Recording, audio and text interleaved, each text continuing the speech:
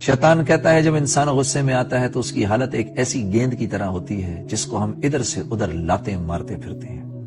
غصے کو قابو کرنا وہ ایک گھونٹ جس کو انسان پی لے، اللہ کے نزدیک باقی تمام گھونٹوں سے زیادہ افضل ہے۔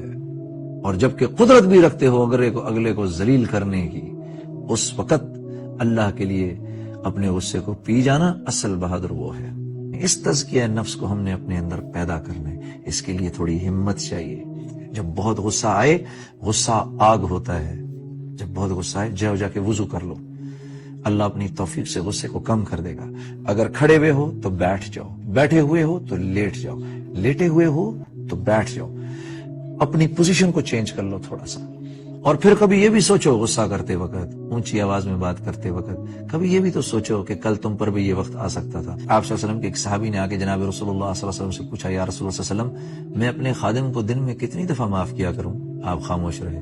اس نے پھر پوچھا، یا رسول اللہ علیہ وسلم کتنی دفعہ معاف کیا کروں؟ آپ پھر خاموش رہے۔ جب انہوں نے تیسری دفعہ پوچھا، آپ صلی اللہ علیہ وسلم نے فرمایا، دن میں کم از کم 70 مرتبہ۔